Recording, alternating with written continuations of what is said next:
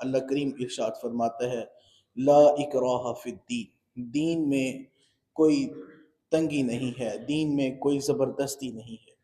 اس آیت مبارکہ کا شان نزول بیان کرنا یہ پہلے مناسب سمجھتا ہوں۔ حضرت ابن عباس رضی اللہ تعالیٰ عنہ صحابی رسول، وہ اس حدیث کے راوی ہیں، آپ فرماتے ہیں کہ حضرت حسین رضی اللہ تعالیٰ عنہ، یہ صاد کے ساتھ ہے، حضرت حسین رضی اللہ تعالیٰ عنہ یہ ایک انصاری صحابی، انہوں نے اسلام قبول کیا اور قبیلہ بنو سالم سے تعلق رکھنے والے یہ اسلام کے دامن کے ساتھ وابستہ ہو گئے، رسول کائنات صلی اللہ علیہ وسلم کی محبت بری، شفقت بری تربیت میں حضرت حسین شامل ہوئے۔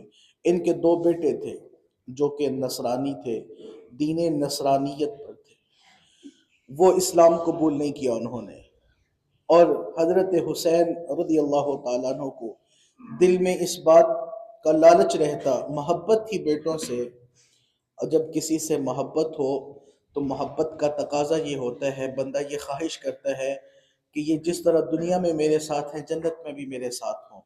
بیٹے تھے اور محبت تھی، اور محبت کا تقاضا یہ تھا کہ کہیں وہ بھی اسلام قبول کر لیں، لیکن وہ بات نہیں تھے مانتے، اسلام قبول نہیں تھے کرتے۔ حضرت حسین رضی اللہ تعالیٰ عنہ ایک دن حضور سرور عالم صلی اللہ علیہ وبارک وسلم کی بارگاہ میں حاضر خدمت ہوئے، عرض کی یا رسول اللہ علیہ وسلم، آپ جانتے ہیں میرے دو بیٹے ہیں، وہ دین نصرانیت پر ہیں، مجھے بڑی تکلیف ہوتی ہے، بڑا سمجھایا سمجھتے نہیں، آپ مجھے اجازت دیجئے، اب میں جاتا ہوں ان کے پاس، ذرا ان کو ڈرا دھمکا کر کے میں ان کو اسلام کی طرف قائل کرتا ہوں اور انہیں کہتا ہوں اسلام قبول کرو، ڈرا دھمکا کر کے انہیں لے کر آتا ہوں۔ جب انہوں نے یہ بات کی تو اس بات کے بعد یہ آیت مبارکہ نازل ہوئی۔ اللہ رب العزت نے ارشاد فرمایا لا اکراہ فی الدین، دین میں زبردستی نہیں ہے، دین میں زبردستی نہیں ہے، یعنی سیدھی سیدھی سی بات ہے، سمجھ آنے والی بات ہے، کسی کو زبردستی کے ساتھ دین میں داخل نہیں کرنا۔ لا اکراہ فی الدین، دین میں کوئی زبردستی نہیں ہے، قد تبین الرشد من الغی، اور بے شک خوب جدا ہو گئی نیکی کی راہ گمراہی سے، فمن یکفر بالطاغوت، پس جو انکار کرے طاغوت کا، طاغوت شیطان کا، یہ طاغوت کا معنی بڑا وسیع ہے۔ طاغوت ہر اس چیز کو کہا جاتا ہے جو اللہ رب العزت حکم ایزدی کے خلاف ہو، جو اللہ کے سامنے کھڑا ہو جائے اس کو طاغوت کہا جاتا ہے۔ طاغوت لفظ طغیان سے نکلا ہے، طغیان کا معنی ہے حد سے تجاوز کر جانا، حد سے بڑھ جانا، جس طرح کہ کہا جاتا ہے کہ سمندر میں طغیانی کا ماحول ہے، یعنی جب پانی اپنے لیول سے بڑھ جاتا ہے، حد سے بڑھ جاتا ہے تو اس کو طغیانی کہا جاتا ہے۔ طغیانی سے طاغوت نکلا ہے، طغیان، طغیانی اور طاغوت۔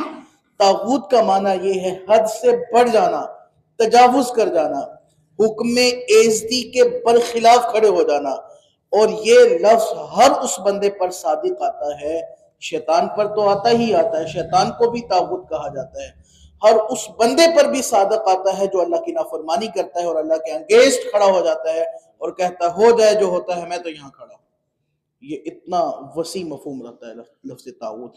فرمایا فَمَن یکفر بالطاغوت، پس جو انکار کرے شیطان کا، طاغوت کا، وَيُؤْمِنُ بِاللَّهِ، اور ایمان لائے اللہ پر، فَقَدِ اسْتَمْسَكَ بِالْعُرْوَةِ الْوُثْقَىٰ، اور اس نے ایسا سہارا تھام لیا جو بڑا مضبوط ہے، لَا انفصام لَهَا، اور ایسا سہارا جو کبھی کھلنے والا نہیں ہے۔